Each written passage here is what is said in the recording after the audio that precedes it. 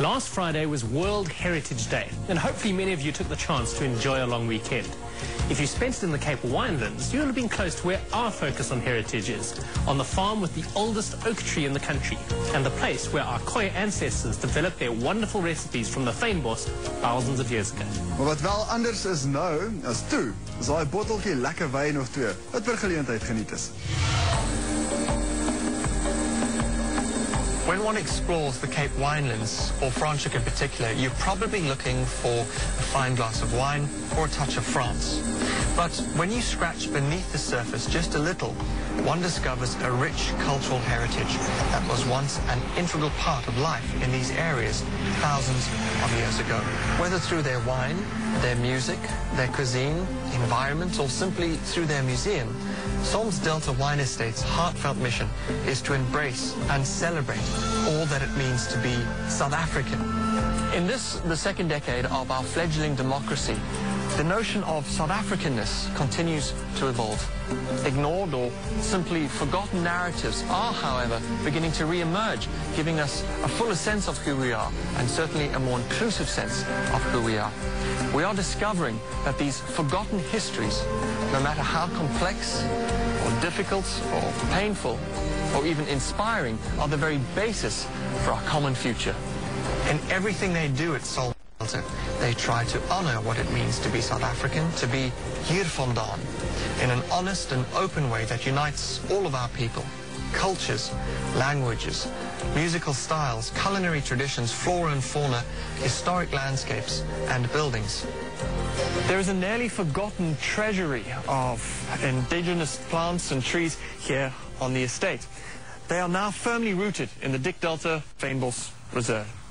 And this is thanks to the careful work of cultural and plant preservationists. At the heart of the reserve is the Fynbos Culinary Garden, which yields edible plants and herbs, and these are used in the Fyndraai restaurant. The vision behind the garden is that of Mark Solms, and it is simply to preserve the rich heritage of the indigenous people, the Khoi, in the area.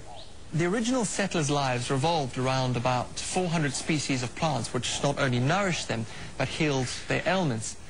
This rich base of knowledge and materials, however, was nearly eradicated by colonialization and European-style agricultural practices.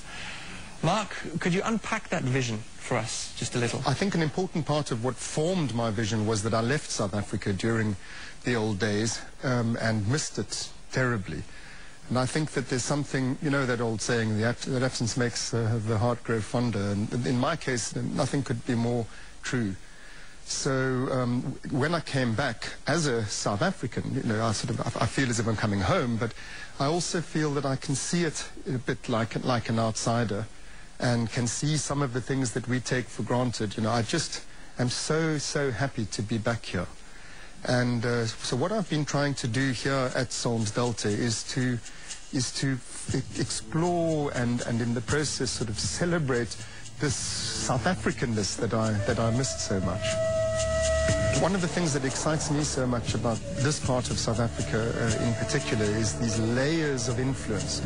And I think that some of them are very well represented and publicly so. The pre-colonial Cape is extremely interesting. Khoi traditions, San traditions, both Khoi and San were very much dependent on the plants of this area for their sustenance and for their well-being. And I think that just those three traditions, which are not by any means all that make up the Cape, San and the Khoi, the Afrikaners, the descendants of the Boer settlers, but then also the slaves that they brought here from the east, and then the Xhosa who came in more recent years to the Western Cape. You know, this melting pot, this melange of different traditions is what makes the Cape so exciting. And I think that finding the continuities between them is deeply healing. Do you think you have struck on something here that is actually healing? I don't think I have. I know I have, honestly. You know, I've been back in South Africa for 9 years now, and when I first came back, being of a medical background, I saw quickly, you know, gosh, this is not going to be easy. I sort of looked at it diagnostically, as it were, and thought, because I came back with naive optimism and enthusiasm, I'm going to come back to South Africa, and in my little part of the country, that is this farm, we're going to fix things. That was, in a sense, my vision then. I didn't have a more clearly articulated view than that. So my approach, this is why I make the medical analogy, was, as it were, to take a history, as a doctor does, And so I and the farm workers on Solms-Delta got involved deeply in a process of researching our past. And it was in that research that we discovered, amongst other things, this rich botanical heritage. I know from having done that unifies us. Like one worker on the farm of Khoi descent, as the archaeologists dug up Khoi tools, he said to me, helping the archaeologist, he said to me, you see, Professor, my people were here before yours. But it changed everything about my relationship to him and our mutual relationship to this piece of South Africa, because that's profoundly true. So the facing up to those facts is what I'm getting to, the actual business of digging into the past, finding out what happened here, facing up to it, not blaming anyone. I'm not going to give my farm away, but still, that happened, it's true. Now what are we going to do about it? And that's what we've done here. In 9 years, this farm, I can honestly, from the bottom of my heart, I can say this farm, this part of South Africa is transformed. And if we can do it here, we can do it anywhere. Hein, there are 80 hectares here with many, many indigenous plants and trees, but it wasn't always this way. Tell us a little bit about the restoration of these 80 hectares. The area used to be employed as a dump from local housing development and some of the farms. And the area on our right-hand side really had a sort of collection of tires and rubbish. So how do you turn a rubbish dump into a biologically diverse area? With Mark's enthusiasm, Mark Solms, the owner of the farm, and Renata, who's a very well-known culinary author, amongst other things, it was decided, let's convert this. But the big crisis was dealing with that rubbish dump. The project also includes the extensive rehabilitation of this natural riverbed, which now runs gently in the winter and is dry in summer. As you can see, it is lined with stones from the area, as well as restios and acacia. Now, what this means is that the landscape as a whole is being rejuvenated to its former glory, and this includes the symbiotic relationship between flora and fauna. Could you give us some examples of this relationship? Yes, as we're sitting here, you can see the frogs in this pond. There were no frogs before. The consequences of this is birds are flocking here, indigenous birds from this area, the type of cranes we're getting here. The bigger animals we're finding coming back here, signs of porcupines, even smaller of the Cape fox. So it's incredible what it has triggered off, I think much greater than what we had originally anticipated. What I find fascinating is these little springs you've got at the bottom here. Where's that water coming from? This area, and I think hence the name Dik Delta, says it all. This was a delta area with rocks strewn here from many, many years ago, and it was a bit like a floodplain.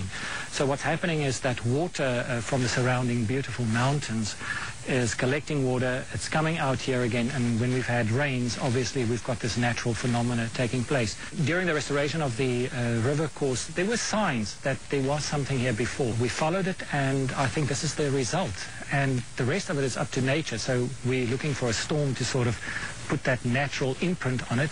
And what we've really done is just do the jump start part. Mark hosted a traditional koi ceremony to officially open the Dik Delta Culinary Garden, where there was vernacular music and dances of the winelands and the symbolic lighting of the fire. The 2-hectare Dik Delta Culinary Garden is an area of the reserve devoted exclusively to cultivation. At its center is a circle, always the traditional meeting place within African culture. Edible plants of buchu, spekboom and others fill the beds, which will eventually be outlined by shady kai apple and other trees from the Khoi landscape. Old old citrus trees planted alongside the garden have been resuscitated and are now awaiting organic certification, a process that takes up to 2 years. The garden is tended by a team of Solms-Delta workers who were once unemployed farm residents. They were parts of the creative process from the beginning, contributing design ideas as well as labor. Because I'm an absolute amateur in all of these things, including the wine, and luckily therefore have all these experts around me, the problem was that I didn't realize that all these incredible plants that were the mainstay of the food culture of the Khoi, that they were not available. You couldn't get them. Renata, you didn't tell me that either. So we started designing this whole restaurant around things you can't get. And so then we had to set aside a piece of the farm to propagate those things. And that's how Dik Delta started. A visit to this piece of heaven, to my mind, is an absolute must. I, for one, feel that I have a much fuller picture of the Cape Winelands and Franschhoek in particular. Well, it seems that living off fresh, unprocessed food from the soil need not be boring and tasteless. After the break, an authority on Khoi food culture, Dr. Renata Coetzee, takes us further along this culinary path to explain how the Khoi developed their recipes from the land with her latest book, Kukamakranka. Kukamakranka is 'n aromatiese plant wat die Khoi gebruik het as parfuum, medisyne en 'n ligte happie deur die eeue. Dis 'n gepaste naam vir hierdie baie mooi en leersame boek. En ons is bevoorreg om die skrywer daarvan, Renata Coetzee, by ons in die ateljee te hê vanaand. Renata, baie dankie dat jy al die pad van Kaapstad afgekom het met ons te gesels. Baie welkom. Baie dankie. Wat 'n verbintenis het jy met die Fyndraai restaurant? Ek het navorsing begin doen oor die Khoi en die Khoi se eetkultuur. En toe ek professor Solms ontmoet en hy het geïnteresseerd gewees omdat hy op sy plaas 'n uitbreiding wou doen. En hy het toe net die oplossing gesien in 'n veldkostuin.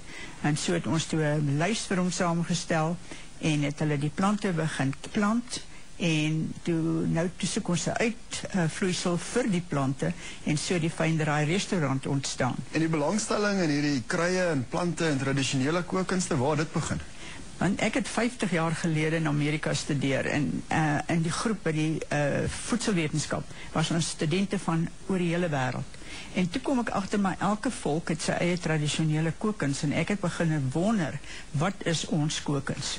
En toe ek terugkom in Suid-Afrika het ek gelukkig 'n possuur gekry in Stellenbosch Universiteit en toe kon ek begin navorsing doen oor wat het gebeur in die ou Kaap. En die Kukamakranka gaan nou oor die plante en die diere en die wonderlike gawe wat die Khoi toe gehad het om kleipotte te maak en toe kon hulle werklik 'n kookkuns begin want die San kon nou net alles nog in die vuur gooi. Hulle het nog nie die vermoë gehad om enigiets op 'n ander manier te meng nie en die Khoi kon 'n kookkuns begin. Wat is die maklikste manier om tradisionele of Suid-Afrikaanse tradisionele geregte soos hierdie op ons tafels te bring? Dat ons ook 'n bietjie ons kultuur kan terugbring in ons lewens in. Ek hoop nou maar plante gaan nou aangeplant word. Ons begin daarmee. Byvoorbeeld veldkoolsaad is maklik bekombaar. En waterblommetjies ken ons nou al almal, maar daar is nou verskeie pogings om van die ander plante ook te veredel. Die een wat ek hoop binnekort veredel sal word is anyswortel, want hy is so lekker, baie lekkerder as geelwortels.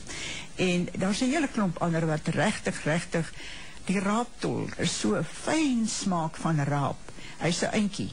En as ons hulle kan gebruik ook saam met ons ander kos, sal dit regtig die veld, kan ek sê die kosmandjie van die wêreld verwyd en vergroot. Daar's 'n groot belangstelling nou daarin om meer kos op die aarde te kry.